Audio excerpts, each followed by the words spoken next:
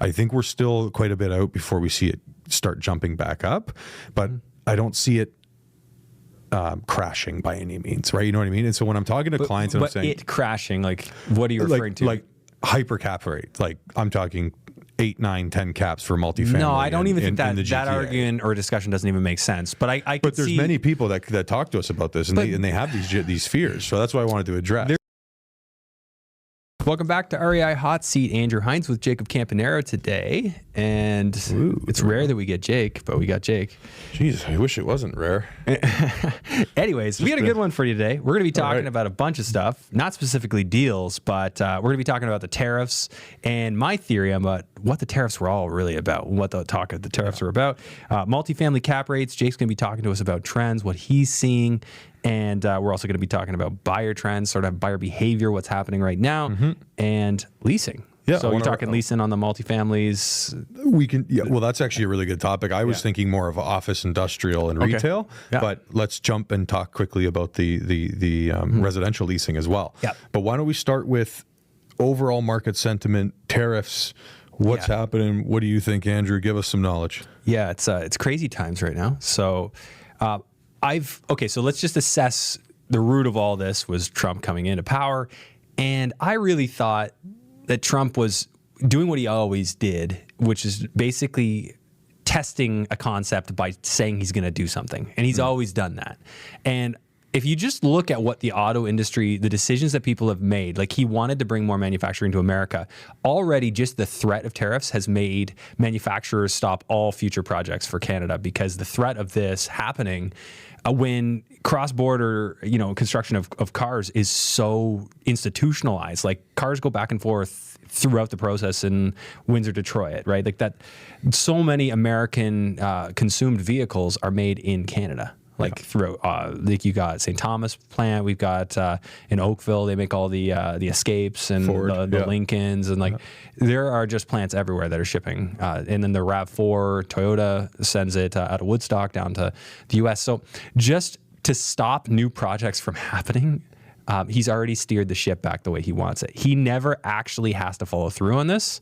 He just needed the threat of following through on it. And that, what's been done already, if the tariffs never come into effect, will forever change the decision-making of North American manufacturers. So hugely changed. We've got Canadian companies that are saying they want to move their manufacturing to the U.S. And regardless of whether the tariff ends up coming in, they are already making strides to do that. Businesses are going to leave Canada. So that's going to happen a bit, but on the plus side, we don't need a depression necessarily. Like yet again, as of today, the day we record this, they've delayed the tariffs another month. Yeah, okay. I was just about to get into that to say, because I know that was a couple days ago, yesterday, they mentioned that they're going to delay it again. Now, we did get the steel and aluminum tariffs. Yeah, so there's some, and that's happened before. And that was on the first time he was elected. He brought that in. Now, is that at the full 25%, Andrew, or where do we stand? It was 25 before, but they put exceptions, and there was ways to kind of get around it. And now the sentiment is just that now it's for real. So, just getting into the idea of retaliation and stuff, like I think just let's cover this topic, because like there are a lot of people out there that think it's a good idea to retaliate against the U.S. And I'm here to say that that's absolutely ridiculous and not a good idea. And the reason for that is that's like David and Goliath, but even worse, that's like throwing a pebble at a freight train. We export something like 80 some odd % of our exports to the U.S. The U.S. in terms of their imports, like we're less than 5% of their imports. They will just find alternatives. Most of their GDP is internal and produced within their country. They have the option to do that. What putting a tariff on American goods does is it increases expenses for all Canadians. So it just hurts. It doesn't help. It's not going to make the U.S. change their mind, and it's just going to hurt Canadians. And a lot of people are going to say, well, what are we supposed to do? Just do nothing. No, well, I mean, that's totally an option. You don't need to go pick a fight with them. We have to acknowledge what it is we did to get here. We became dependent on the U.S. We didn't diversify. That was our bad. That's the correct response is, oh, shit, we made a big mistake here. Let's correct course. That's how I look at it. Like, why pick a fight? There's no winning that fight. It just damages relationships. And all this stuff with like the booing, the national anthem and stuff. I mean, it's very not productive and kind of immature. Yeah, I don't want to. Like, yeah, I don't even want to get into at the that. end of the day, what's happened, like, I mean, like him or hate him, I'm not a Trump fan, but I acknowledge some of the things he's done have been good. The sentiment or the rhetoric anyway is that what he's doing is going to benefit Americans. And I think that's false in a lot of ways, because when you add tariffs to things, it makes it expensive for all these American manufacturers. And they've lost a lot of trust for him because he's just wild. And that's why there's people like hedge fund guys that they want the Democrats in because it's more predictable. Yeah. So yeah, I mean, not a political thing. It doesn't matter who you like. I'm just kind of laying it out as I see it. And well, and that's been a big factor to the real estate side of things, is what we're here, right? Talking about the real estate. Yeah, but you have to understand the macro events. I'm really, and now let's boil it down. And I want to go back to macro very briefly though, and just say, okay, so understanding the mechanism of the tariff and kind of the point of view and everything directly, how is that affecting the market? And I guess a question that we can both answer to start is, how is that affecting buyer confidence, consumer confidence in Canada, whether that's real estate, whether that's something else? Like, I know Buy Canadian's a really big thing right now. That's very viral, right? People are trying to buy Canadian. You know, is that going to prop up the economy, right? Are we going to, like, the dollar's still kind of in a rough spot? Well, so quickly drive into that, because then I want to talk about the Buy Canadian thing. Will that do anything? Yes. Like, over time, like, people are resourceful, and the history of Canada is very resourceful people. It's only more recently that everybody became really pampered and didn't want to have to work a manual labor job or any of that stuff. Like, people will find a way. It's short-term pain for ultimately what would be long-term gain, less dependency, which is what you should have as a country. So yes, that will make an impact, not in the short run. Tiff Macklem came out, governor of the Bank of Canada. I think that's what you call him. Anyways, just saying that, you know, with the COVID, style event, there was a bounce back. Whereas if the tariffs came in, there wouldn't be a bounce back. But more specifically, that's if Canada implements tariffs, which, I mean, I don't think we even need to go there. I think this is going to keep getting pushed. I think that the effect has been had, as I said before. So how is this affecting market confidence? Well, think about the boy who cried wolf. Like, you can only do it so many times. I think eventually, I've been watching, like, the dollar every time these announcements happen, and the reaction is less and less severe. Yeah. So we toughen up a little bit every time. People don't trust it as much. They're realizing that it is mostly talk. It still has its effect. Don't get me wrong. The Canadian dollar is in a weak position as it is right now. And I expect that is going to stay roughly where it is. The government of Canada has been hoarding a whole bunch of foreign currency. And if you track back, you can actually see that they've been selling it off as the dollar's been getting weaker, and with oil coming down, they've been selling off a bunch of foreign currency to buy back Canadian dollars to drive up the demand for Canadian dollars, drive up the price. So I've been seeing that. That's been happening. And I think that's going to continue. So I'm not so worried with the dollar. But I mean, let's just say hypothetically the tariffs did come in. Letting the dollar go down by the amount of the tariffs, like, saves the oil industry, for instance. Yeah. Like, if it's a 10% tariff, the dollar just has to fall by 10%, and that deal still makes sense for the Americans. Right. And our oil is already cheaper for the Americans, so they may still buy at the same quantity even with the 10% tariff, which I think Trump knew. So that one could happen. It could. And again, we just need to know not to be dependent and figure it out. All in all, because I guess I would say, speaking with enough people every day, the sentiment right now, it's fearful. Fearful. It's for sure. Like, if there's one word to summarize it, it would just be fear. Because people don't like uncertain. And people don't like uncertainty. People don't know where the market's going to go. And I've had many conversations, and a lot of the conversations are, yes, Jake, I know there's great deals out there today. Yeah. I know the cap rates have fallen, but what if they keep falling? Right? This is like the best time to buy. How low do I need to buy to hedge that it won't continue to fall? This is like the best time to buy. That's kind of the theme of this episode, is I wanted to talk about that exact statement, right? Which is, how do I hedge against what's going to happen?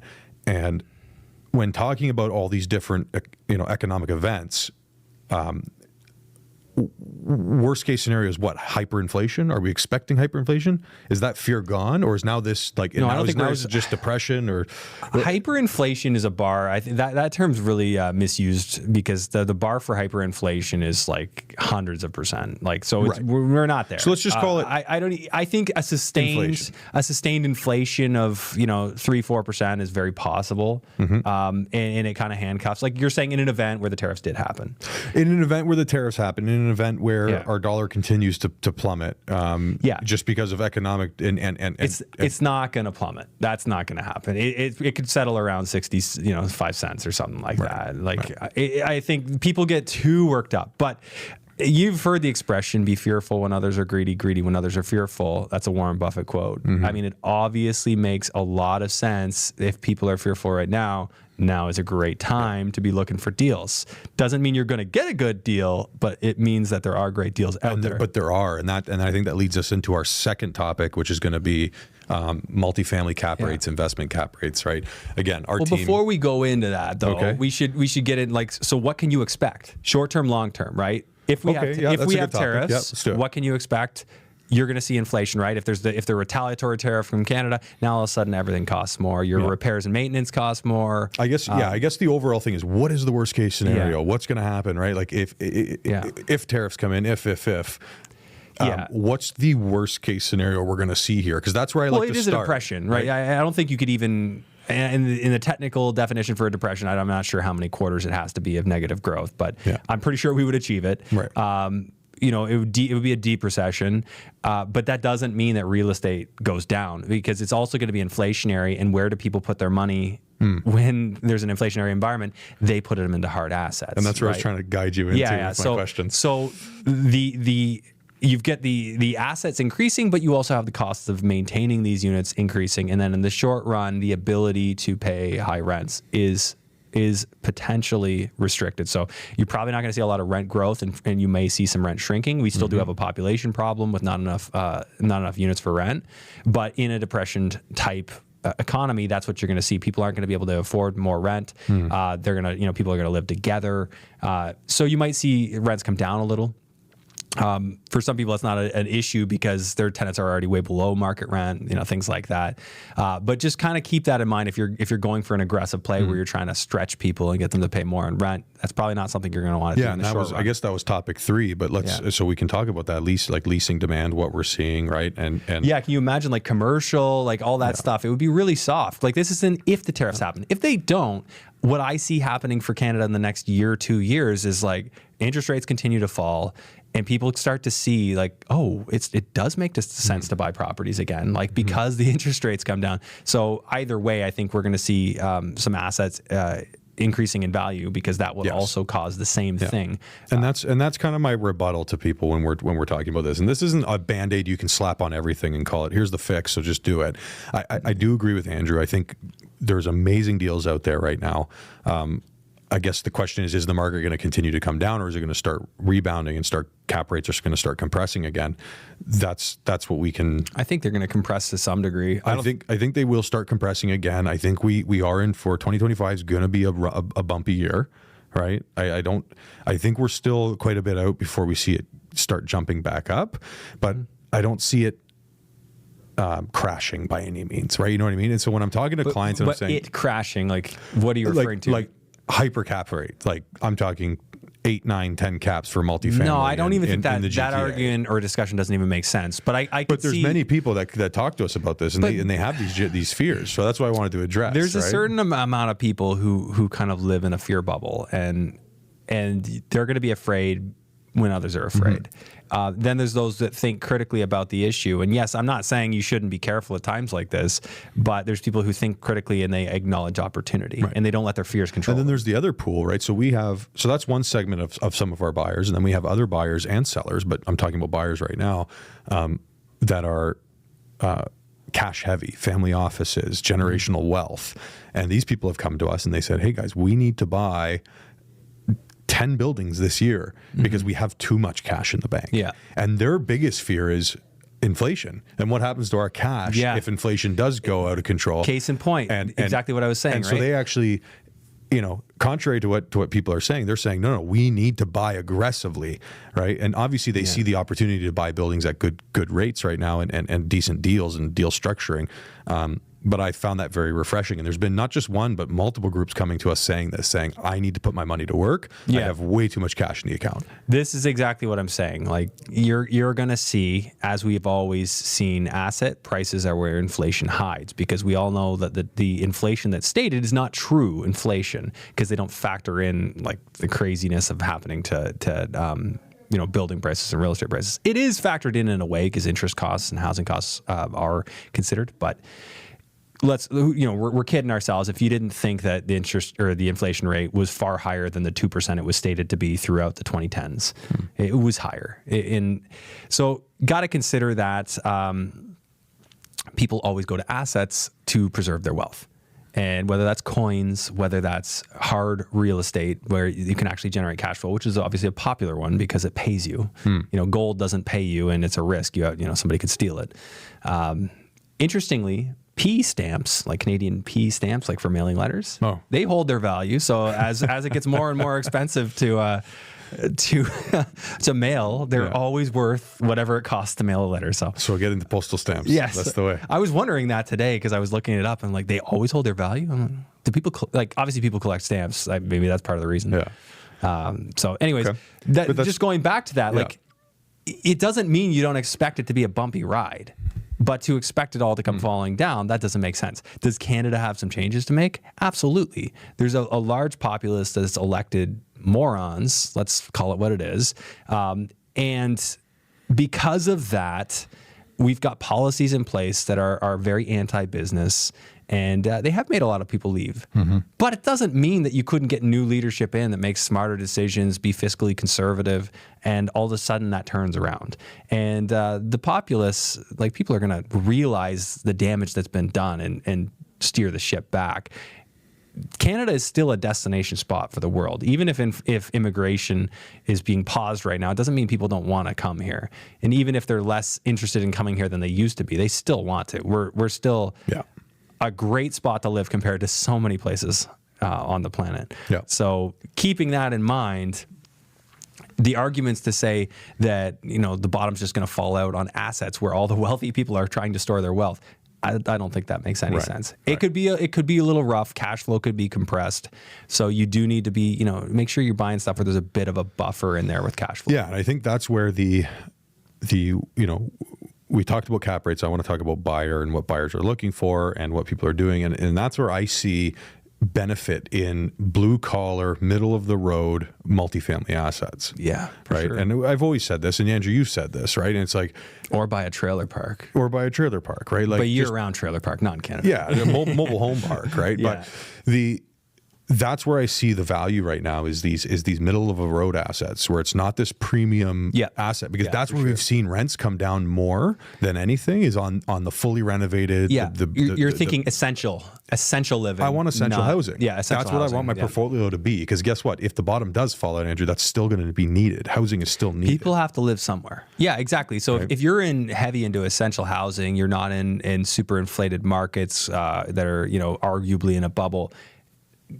I don't think that there's that much concern if rents compress. How much do they compress? $100, whatever. It's not Edmonton where if oil prices are high, rents are up $400, $500, and if they're down, they come down $400 or $500. Well, that's the beautiful thing about Ontario. Ontario is so much more stable. That's why some of our investors, like we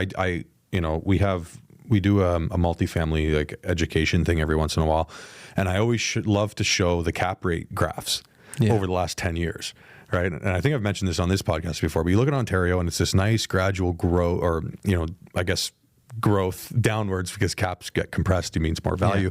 But it's this perfect line, right? With a couple little bumps here and there. But then you go and you look at somewhere like Calgary or Alberta or something like that. And it is like, oh my gosh, over 10 years, that thing is up and down, up and down, up and down on that cap rate graph. Yeah. Because of the booms and the spikes and peaks, right? And valleys. And it's all just driven by oil, right? Yeah. Like that's because Alberta is so driven by energy, whereas Ontario is so diversified. Yeah. Industry-wise, we're so diversified. Again, I think it's a good time to have your money in assets. I do think it's a great time to be buying, and I can't say that enough.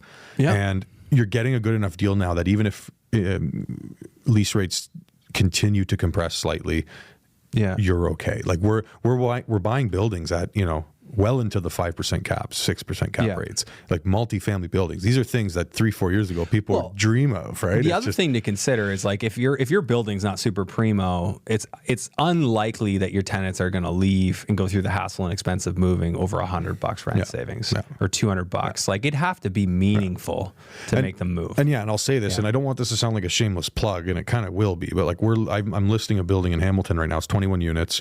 It's in a nice area of Hamilton, kind of the call it the Delta neighborhood, right? Residential neighborhood, whatever. And it's just a good, solid brick and concrete building, run of the mill. The units have, some nice paint, a little bit of vinyl flooring here and there. And the rents are very, very reasonable rents. It's $1,650 for a one bed. That's the type of building that I find very attractive right now. Cause I'm going, that's just going to keep chugging along. Right. And it's going to make you your money and you're not going to have to do much with it. Right. And that's what I think a lot of investors are looking for. So for somebody who's in that fearful mindset, like that's a type of asset where in my head, that's a great place to put your money because it's not pressing the top of the market for rents, so you're not worried about people leaving for a cheaper place. And you're getting something in a stable area that's more in that essential housing category. And that's it. You can't do much cheaper than that for a rent. No. Right? Not anything new. It's a purpose-built 1-bedroom apartment, nice kitchen, nice big bedroom, 1 bathroom, a lot of light, good windows, $1,650. Like that is extremely affordable. That is right, at least for that type of asset. But again, you can always find a basement apartment for cheaper. But there's the things that people will do when things are tight, right? Moving in with family, and I've seen this even in my own rentals where you'll have multiple families living in one house, which is not cool. But I imagine that's becoming more common. That's just essential because there's just literally not enough housing. You just can't afford the families that are here. They got to go somewhere. So that stuff's going to happen for sure. So that's something that I see. That's where I kind of see a lot of our buyers are going towards is that essential housing, the run of the mill stuff, the moderate rents, and then they're not affected by those rental insecurities or whatever you want to call it. Instability. Thank you. Yeah. It's not like it's been crazy. Like rents have been coming down, but not in any crazy way. No. Right. It's just, you could tell me better than I could tell you, but like, they're coming like $100, $200 depending on the area. They've come down. Right. Yeah. But again, you look at the premium market, like even my buildings in Burlington, like, more premium market. We've seen a little bit more of a rental compression there than in Hamilton, for example. Yeah. Right. Than in KWC, than in London. So that makes sense. Things like that, like Toronto, that's where we see a lot of the rent compression come into, right? Is those premium markets. Because people don't need to live in Toronto, right? Like going back to my point, how much cheaper does it get than that Hamilton rent? Like if your average rent is $1,650 in their one beds? 1 bed, 2 beds, 1 bed, 2 bed. 2 beds are going for like $1,850. Yeah. You're not finding a whole lot of places unless you go to like really, really obscure tertiary markets. And it's like cheaper. Right around the corner from Ottawa Street. We go down, have a Cannon waffle breakfast sandwich like I did today. Yeah. But back to the Toronto thing, because that segues into the last topic I want to bring up here because we are running a little long, but is the commercial leasing market. Office leasing, retail leasing, industrial leasing. Yeah. It's something we don't talk too much about on this podcast, and I'm hoping to change that. I want to talk about that a little more. We do have an arm of the team now that just is dedicated to leasing, and we're doing very, very well in that side of things. Andrew, I know you any opinions on leasing? I know you're not too involved in that space. Yeah, you know what? Leasing is definitely going to be your area of expertise. In terms of commercial leasing, I would just go back to what we said earlier about sort of what happens in the economy and the market with the tariff situation. Those all could affect how much or how little people want to lease. The whole work from home thing, I think that's lost its luster to a large degree. I think a lot of people want to get back to office spaces, and in primo areas near arterial roads, I think those office spaces are going to keep getting rented. You're going to see, of course, some companies are going to leave in industry, like car plants and stuff that were planned are going to be called off, that kind of thing. But in terms of leasing, I'm not expecting anything crazy. And of course, as the recession becomes more obvious in Canada and is admitted to, assuming none of this tariff stuff happens, rates come down, the government tries to stimulate the economy, they'll try and bring people back. It'll ultimately it should ultimately push those assets up over time. Yeah, and so with leasing, what we obviously market whole Ontario. I'm only going to talk about Ontario here, but we look at downtown Toronto leasing, large office, 50,000 square feet, 40,000 square feet office space. It's kind of dead, right? People have moved on from that. That was the let's go work from home. Now we're the let's work from the suburbs, right? Yeah. And so what we're seeing is a lot of these large office operations, they're actually opening up smaller satellite offices That makes a lot of sense. the suburban regions. So for example, I have a client who's opening 1,500 square feet in Burlington, 1,500 square feet in Oshawa, right? And he's kind of pinpointing themselves around the GTA, and all of their employees are coming from Hamilton, Kitchener, Cambridge, Waterloo, and now their 2-hour drive in the morning is turned into an hour drive. That makes a lot of sense. So you have happier employees, you have less overhead for your office, and you can even have multiple offices and still have significantly less overhead. So we're seeing a lot of that. We're recommending to some of our landlords, break your space up, make some smaller space, right? Throwing a demising wall up in a space is not that expensive, right? And in 5 years or 10 years from now, if the market trends shift and all of a sudden we need 10,000 square foot space again, great, take the wall down, right? So we're doing steel stud and drywall, we're doing some soundproofing, and we're recommending, smaller space. I've been able to lease 1,500, 2,000, 2,500 square feet significantly easier than the large 5,000 square foot. Yeah, because they're not 10,000 square foot. Like it is on a completely different scale. So if you have space out there, you have office space out there, you're concerned about that, I would say, 5,000 is kind of the biggest you want to be right now, especially in the suburban markets. You're just saying you could just divide it up into multiple spaces, and then rent's easier. It's easier to commit to a 1,500 square foot office than it is a 5,000. And the pushback I get is, okay, well, what kind of tenant quality are you going to get with a 1,500 square feet over a 5,000 square feet space? And honestly, I have to argue that, because I'm seeing very strong operators come in, national companies, good credit, and they're still coming in saying, no, we just want multiple 15s rather than a 10,000. So, but even think about the amount of people that can take over those leases. Like those are great spaces. Like the space we're in here right now is like 1,500 square feet. This is 1120. Yeah, so not even close to that. But I know from our experience here, like there are other people who want this space. We have 3 people that are actually asking for it. It's very, very desirable space. So leasing market's very interesting right now. But it makes a lot of sense what you're saying. Like, because obviously employers are not happy about the work from home thing. Like the efficiencies and stuff. Like I see it because we have a lot of people work for us from home, and like it's like there's not as much discipline. When you're working. But Andrew, I know that because when I work from home, I'm not as disciplined. That's why I have an office. I'm in real estate. I can work from wherever I want.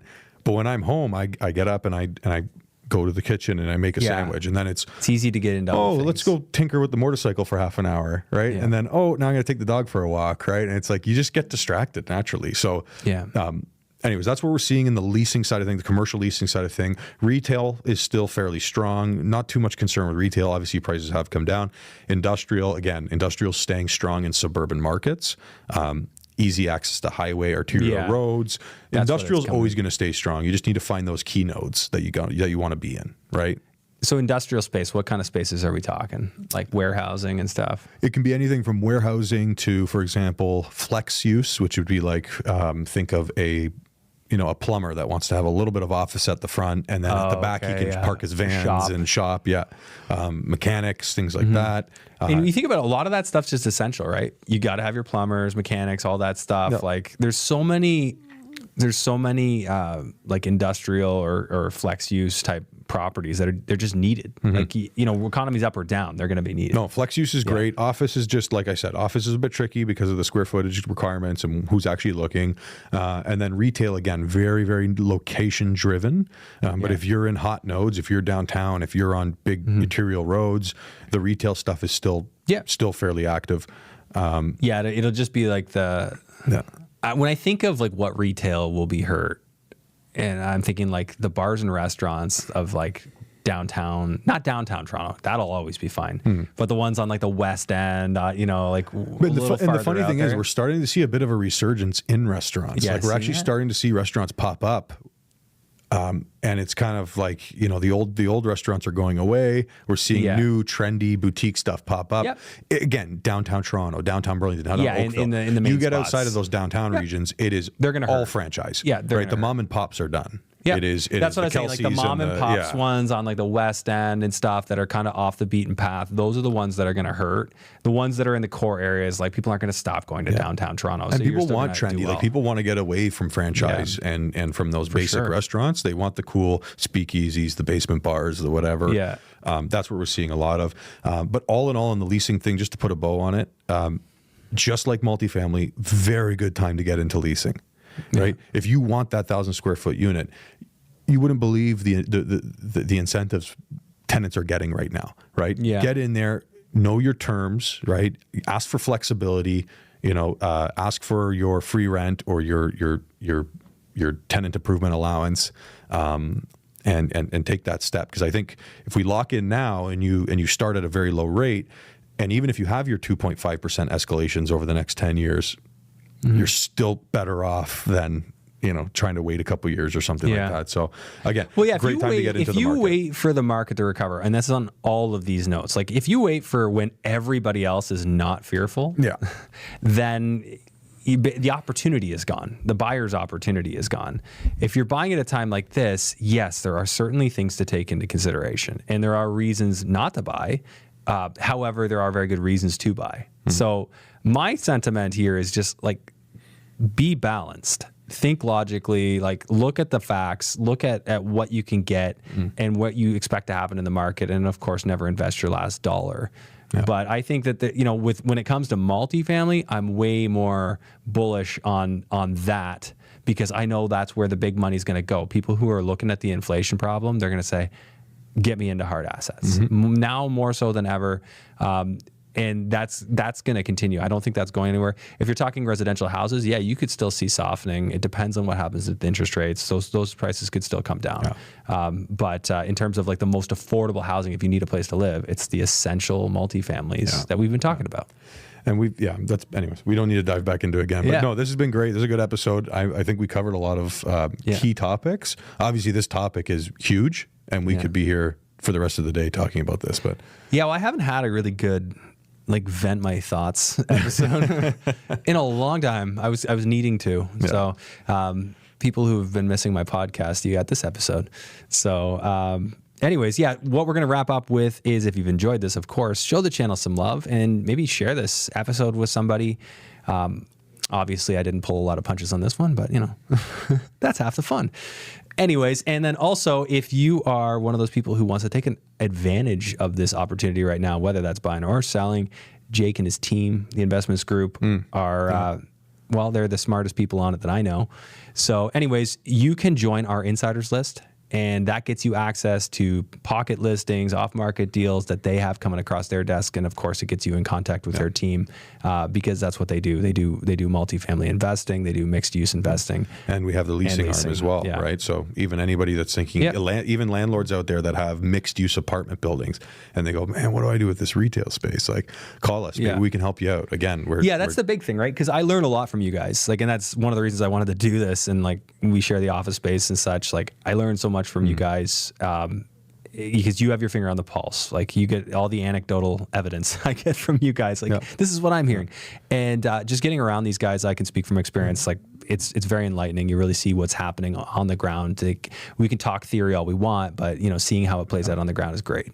Yeah, and that's what's happening. Boots on the ground is very different than what's being talked about, right? Exactly. And I hope that's what the show covers. This is what we're seeing, and again, we're in this Southern Ontario bubble, right? This is kind of our market. This is what we know, right? But hopefully this is helpful for people.